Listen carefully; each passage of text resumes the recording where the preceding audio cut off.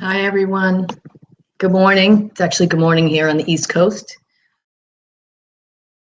Hillary Wright here to discuss some topics of nutrition that I think are important and helpful to people. I think those of you who have watched my previous videos know that my goal is to do things that seem complicated and make them more understandable, which is the books that I write, the PCOS diet plan and the pre-diabetes diet plan. I'm going to see if I can bring in my Facebook people here. Let's see. We'll see if that works. In any event, thanks for tuning in. Today I want to talk about carbohydrates. And if you're a dietitian like me, we have conversations about carbohydrates on a daily basis, and this has been going on now for probably about 10 years. Carbohydrates have gotten a real bum rap in terms of people's interpretation of what's okay to do, what's okay to eat food-wise related to carbohydrates. And they are certainly not all the same. There's very big, what I call quality and quantity differences with carbohydrates. I think carbohydrates first started to get some negative attention when we started to notice what the downside to cutting back so much fat back in the late 80s. That's when I became a nutritionist. Fat gram counting was the fad, and the idea was don't eat too much fat. Fat is bad for you, and unfortunately the food market got flooded with refined carbohydrates mostly. I refer to that as the Snackwell era in my books. And so as it is often the case with nutrition-related science, when we take something out of the diet, what is also going to influence what subsequently happens is what you replace that with. And it always does seem to come down to this concept of the two Qs. So when it came to fat in the rearview mirror, what became evident is that it was also about the quality and the quantity. What kind of fat are you consuming and how much are you consuming? Fat, regardless of where it comes from, is very calorically dense, so we just have to be mindful of the quantity, but certainly there are heart healthy kinds of fats like those in the Mediterranean diet, vegetable oils, the oil that's in seafood, avocados, etc., nuts, seeds, versus too much animal fat, saturated fat, trans fats, and all of that. So without further ado, I'm just going to talk about carbohydrates a little bit. So what we can't deny for sure is that human bodies are designed to use carbohydrates as their primary source of fuel. It requires the least amount of effort for the body to take carbohydrates from food, break them down into glucose in our blood, so that the cells of our body can use it as energy. So that's why prior to athletic events, people carb load or make sure they eat enough carbohydrates prior to and throughout athletic events to make sure that they don't bonk or hit the wall or run out of fuel. So we need to stop throwing the baby out with the bathwater when it comes to carbohydrates. So I'm just going to review a few options, and I think many of these are obvious. So when we think of carbohydrates, we often think of, I had here somewhere, a candy bar,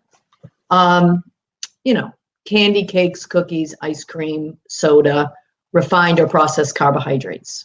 So clearly we're all allowed discretionary calories and things we get to eat just for fun. But in an ideal world, most of our choices of carbohydrates would come from plant forms. So I have some examples: strawberries, an apple, a banana. So let's talk about fruit for a second. I actually posted on my PCOS diet Facebook page the other day the fact that a study that just came out that was done on thousands of women that looked at food that they were eating and times to conception, how long it took them to conceive, and found that eating whole fruit actually very strongly correlated with a reduced. So I always find this very interesting because I've occasionally gotten into beefs with people online who say that fruit is full of sugar and you can't eat sugar. So what we know for sure is that drinking a lot of juice is not a great idea because it's very easy to consume a lot of fructose or fruit sugar very rapidly and in a liquid form by drinking a lot of juice. We also have to be mindful of dried fruit because it's very consolidated so that we can eat a lot of it pretty quickly. But there is nothing but positive evidence behind eating whole fruit as a healthy form of carbohydrate. So even if somebody has insulin resistance, as is the case with PCOS, 70% of women with PCOS are thought to be insulin resistant, as well as pre-diabetes. or diabetes, you need to be mindful of how much carbohydrate you consume at one time. But I believe that most people can easily consume 2, 3, maybe more servings of fruit a day. The ideal with insulin resistance is just to spread them out in single serving portions throughout the day. Some other sources of carbohydrates, vegetables are actually carbohydrates. I have never in my over 30 years of talking to people about nutrition seen anybody have a health problem from eating too much cauliflower or broccoli or carrots or most vegetables in total. The challenge is that the #1 form of vegetable consumed in the United States is French fries, which is fried potatoes often served with cheeseburgers and things like that. So again, it's not like we're not occasionally allowed to have our calories just for fun, but ideally French fries wouldn't be your #1 source of consumed vegetables. So if we stop right with the fruits and vegetables and just add some additional information right there, the reason why these are so helpful for us are numerous. So first of all, they're mostly water. So they actually have a very low concentration of carbohydrate. They contain fiber. Dietary fiber is really important because it slows down the rate at which food ends up as glucose in your blood, particularly when eaten along with a source of protein and fat. And fiber is really good for the microbiome. These little fibers feed this healthy bacteria in your GI tract, which is an important part of keeping your immune system strong and maintaining a body environment that's anti-inflammatory. But fruits and vegetables also contain thousands of compounds called phytonutrients, which I've alluded to in different previous videos. We now believe that probably the #1 reason why thousands of studies tell us that eating diets high in plant foods is associated with a lower risk of loads of different diseases is likely beyond the fiber and the fact that they're mostly water and the vitamins and minerals, but that these plant foods contain thousands of compounds called phytonutrients, which act as natural antioxidants, natural anti-inflammatories, and natural detoxifiers. So when people read about detoxifying your body, we'll read anything from juice fasts to coffee enemas and all kinds of things that launch from there. In reality, the body's most natural means of detoxifying itself is to eat a lot of plant foods, including fruits, vegetables, and then whole grains and legumes. So on the subject of legumes, we just bought this monster thing of hummus from Wegmans. Hummus is made out of chickpeas. Chickpeas are a legume or a bean. Excellent, excellent source of carbohydrate, loaded with nutrition, protein, vitamins, minerals, also contain phytonutrients, and extremely high in fiber. So I want to say probably, let's look at the nutrition label. 2 tablespoons of this is 6 grams of carbohydrate, 2 grams of which is dietary fiber, which is very consistent with my general opinion that legumes in general, about 1/3 of their carbohydrate is dietary fiber, which means it does not get absorbed into your blood to raise your blood sugar, but actually stays behind in your intestines to feed your microbiome and mute that post-meal bump in your blood sugar. So beans, legumes, actually count as a carbohydrate and a protein. They're a plant source of protein, and it's evident by loads of research at this point that including some of your proteins throughout the week as plant sources is nothing but helpful for you.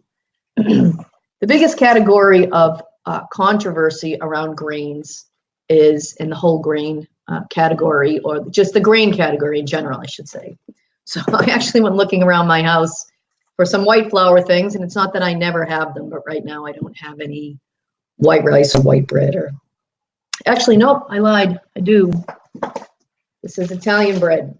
Bought that for my kids for some sandwiches that they were making to take someplace over the weekend. This is scally bread made with white flour. So it's not that every single source of carbohydrate in your diet has to be unrefined, but when you eat carbohydrates that are not processed or unrefined, they retain all their natural health-promoting elements.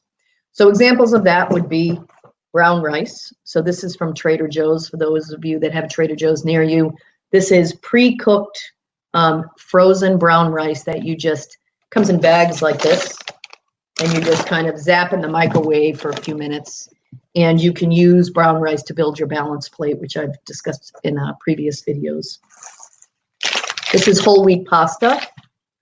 Also from Trader Joe's, and again, the way you know is it a true whole grain. you look at the ingredient list, and in this it says ingredients, organic, durum, whole wheat, semolina. So the first ingredient should be a whole grain. This is another example, quinoa. This is Earthy Choice. Quinoa is a whole grain and a protein as well. So in the plant protein world, there are two types of plant proteins that are considered nutritionally as good or as usable for the body as animal sources of protein, and that's soy, which is made of legumes, so that's a plant protein and a carbohydrate, and quinoa. They have a very, very potent, awesome amino acid profile, which basically dictates how efficiently the body can use these to make the countless forms of protein that our body needs to make on the inside. So if you were to look at a whole grain sort of under a microscope so you could see what's in there. So let's take an example of whole wheat or even brown rice. One singular grain. On the inside, you would have the starch. So that's where the natural carbohydrates are. And again, we need carbohydrates because they fuel our body's needs, our brain, requirement for physical activity. It's about the quality and the quantity. Where does it come from? How much do you eat at once? So when you eat a carbohydrate or that looks microscopically, you can see it's a whole grain. On the inside, on the outside is the fiber or the bran. That's kind of the hull on the outside. And then there's this little thing called the germ. The germ is the seed of a grain. And that's actually what gives that grain kind of the energy if it falls to the ground to grow into another blade of wheat or another blade of rice or what have you. So whole grains will contain the starch on the inside, so that's the fuel, the bran on the outside, that's where the fiber is, and the germ is where actually all the phytonutrients are. So phytonutrients are those natural antioxidants, natural anti-inflammatories, and natural detoxifiers. So if you eat whole grains, you actually get them as well. So I have a question, are there more nutrients in grains like farro and quinoa? Absolutely, because when you strip out the bran, you strip out the germ, so that's what refining does. When you strip out the germ, there go the phytonutrients, the vitamins, and the minerals. Oh, do they have more nutrients than brown rice? No, brown rice is also considered a grain. So if it retains, if it's not been processed to remove its natural elements, they're all considered good sources. So as long as a carbohydrate or a grain has not been refined, I consider them all good options for that quarter to third of your plate in that balanced plate format. So I think it's really good to have options too, because different types of grains lend themselves to different forms of cooking, different types of ethnic dishes. So when converting your kind of transforming your diet from refined grains to whole grains, sometimes it helps to kind of mix them half and half. I've seen people do that. Sometimes it's a matter of just eating them over and over again to gain some appreciation for them and to be less sensitive to the differences. So my husband, for example, used to kind of get cranky about eating whole wheat pasta, and now he's either caved in because he's tired of arguing with me about it, or he's just not noticing the difference as much. This kind of whole wheat pasta, I mean, most people who eat pasta will readily admit it's easy not to eat. It's easy to eat too much.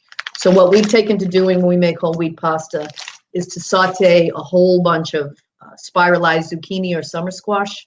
So when we cook the pasta, saute the summer squash, and when we serve it, we'll put, a moderate amount of whole grain pasta on the bottom, load it up with spiralized vegetables, and then put the sauce on top. I tend to make a meat sauce that uses a package of ground turkey and a package of ground pork. So the turkey is leaner, the pork is more flavorful, and adding that to a combination dish that's a whole wheat pasta and spiralized zucchini makes it, I believe, very filling. And I've actually gotten my family on board and they like it as well. Plus you just ate a whole bunch of vegetables.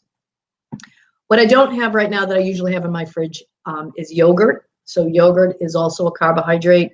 Greek yogurt in particular has 3 times the protein of regular carbohydrates.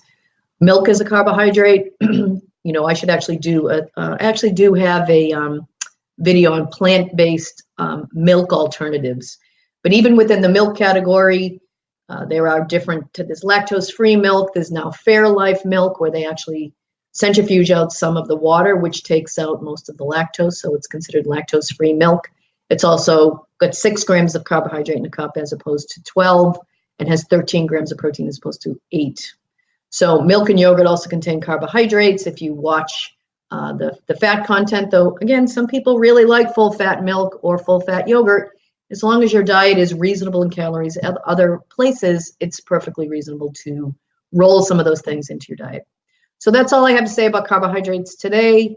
Hope you found it informative. And, you know, I think I'm going to go back and do another video just reviewing the balanced plate, just to make sure people understand where I'm coming from. But in a nutshell, if you try to eat off of a plate that's the size of a salad plate, that's what dinner plates used to be. And if you aim to cover a quarter to a third of that plate with a carbohydrate, that's a very reasonable amount.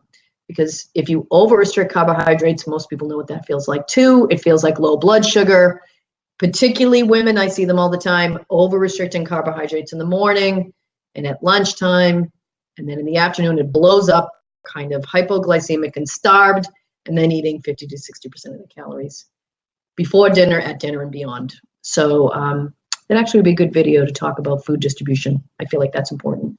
Hope you found that helpful, and talk to you soon. Next week, I'll be talking about red meat. Let's see. Super Health, thank you, Ed and Sarah.